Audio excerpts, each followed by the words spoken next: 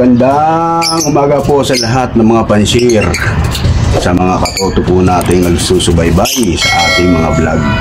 Dun sa mga newbie na gusto makakuha ng konting tips sa atin sa mga release sa panahon, kayo po ay welcome sa ating Kalapatips. Huwag mong subukan, masisira ang buhay mo. Sana po ay meron po kayo natutunan sa mga vlog natin.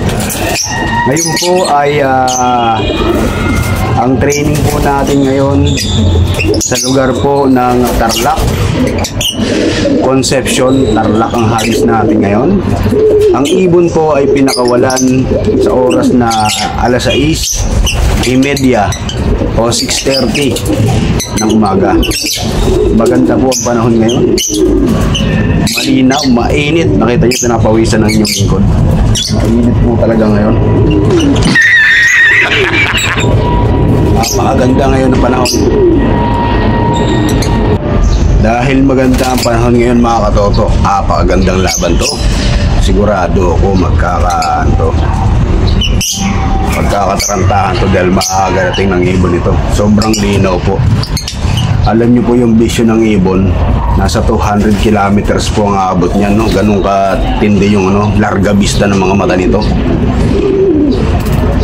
Kaya naman, asahan nyo na po yung pagiging matuli ng ibon ninyo. Hindi may saming ibon ko dahil lagi naman sablay. Kung ang tinatayaan po natin, yun po yung hindi tumatama. Yun po yung hindi umuwi ng maaga. Pero ngayon, dalawa po yung tinayaan natin, mga katoto. Yung nakaraan na nauna siya, yun po ay tinayaan po natin ng Puling tsaka Central.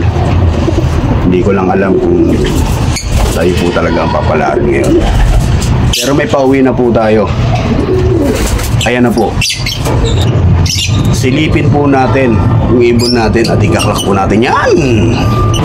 Ito na po yung sticker ng ibon po natin at naiklak. Yan o.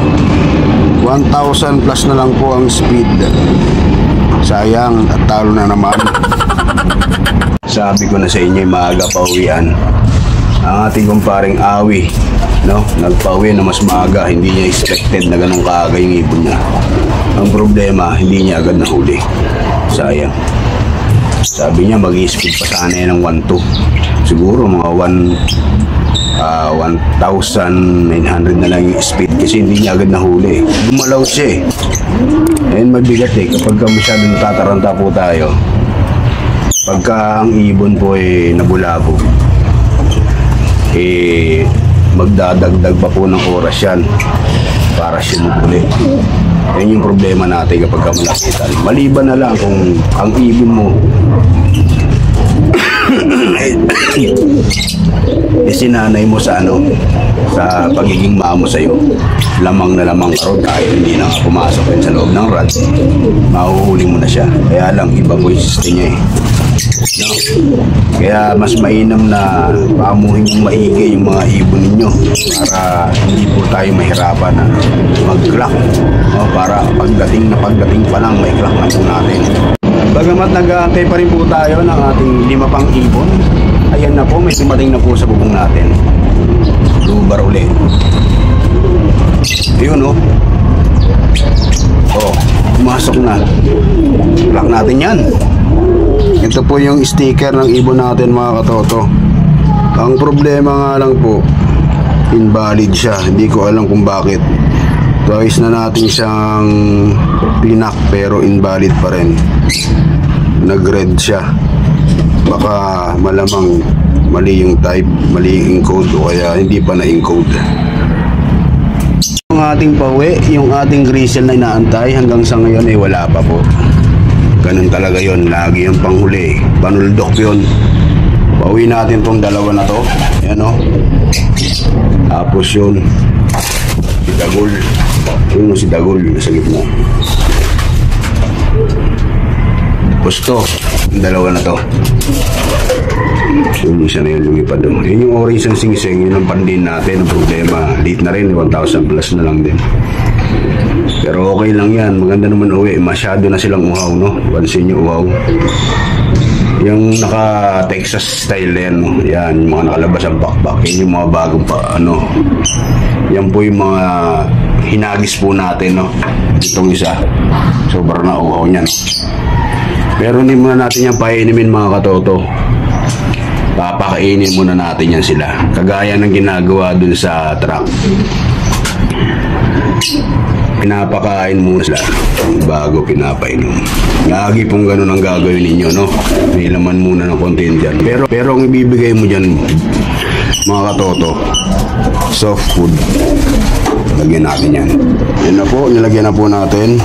Dapat talagang bibigay nyo muna yung madaling matunaw. Yan, madaling matunaw yan. African feeds. Yan lang unang ibibigay natin, mga katoto. Kung meron po kayong panghalo na mga pellet, pwede nyo rin po silang ilagay. Kaya lang ngayon, naubos na kasi yung pellet natin. Pagkaubos niyan, mga katoto, o di kaya pag nakatuka na sila, saka nyo kayo namin yung tubig. Yan, o. Umiinom na sila.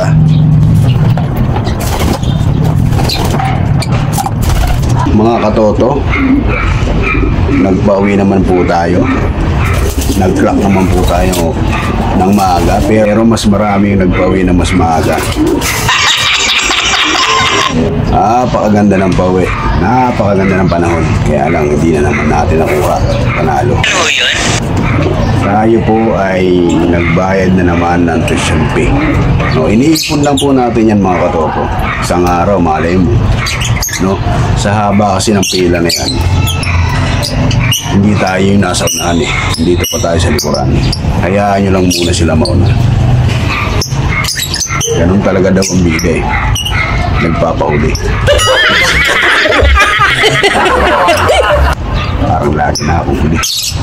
Hindi na tayo talagang tunay na. Ganun po talaga, mga katoto. Ang problema po, yung isang clock po natin ay invalid. Nangyayari po talaga yun. Sana wag po kayo mainis sa club kasi sa dami po ng ini-encode, lalong-lalo na marami nag-training po ngayon. Marami din po nag-area pooling. Marami din po yung nag-central. So, minsan yung mga encoder nagkakamali yan eh. Minsan nga may pagkakataon pa na na-release na yung ibon saka pa lang nag-i-encode. Pag ang ibon mo na late ng encode, malamang yan maging valid yan. Pero nagagawa naman nila ng paraan yan. Basta ang gawin mo lang, i-report mo dun sa coordinator kung saan ka nag-load. Huwag kang mag-alala. At yung clock mo, yung unang clock mo, yun yung babatayan. Yung iba, ganun ang sistema eh. Unang clock mo, kahit pangalawang clock, pangatlong clock. Ang unahin pa rin batayan doon, yung una. Kasi hindi mo naman, hindi mo naman kasalanan yun eh. Kasi sila ang may problema nun eh. Pero yung iba naman, pagka pinakailaman mo raw, yung huling clock, yung yung kanilang i-honor. Palagay ko parang mali naman yun, no? Parang yun eh, yung sa TV show na yung final decision mo.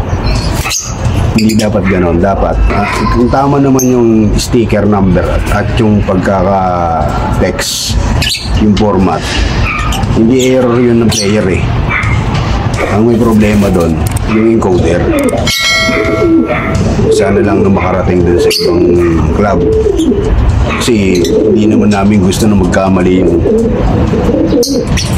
yung pagte-text namin. Kasi umaasa kami at mayroon kaming tinatawag dito na iwala sa inyo na maayos naman yung pagkaka-encode ng aming mga ibon. Sana po maging ganun po yung maging sistema natin. No? Kahit papiso-piso lang yung kaya natin. Importante doon yung maayos po yung kalagayan po ng player. Hindi naman po kami umaangal. Tama kayo. Ako naman eh. Kami lang po ay humihingi ng hustisya, no? Kasi kung ikakatiwiran po natin, para maging magaan po yung trabaho ninyo, kakalimutan nyo po yata na mga pansyer na bumubuhay dun sa club.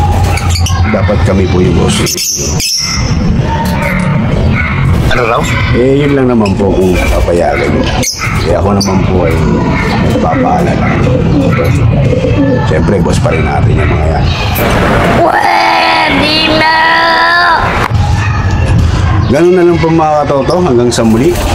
Ang samantala po muna nating iputulin ang ating kalapatips. Hanggang sa muli nating pagkikita. Maganda-gandang laban to.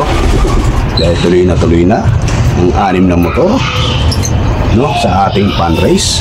Ang alam ko, 7 race daw yan eh. Malaman natin yan mga katoto. Pag-iipunan natin yan para maka-entry tayo.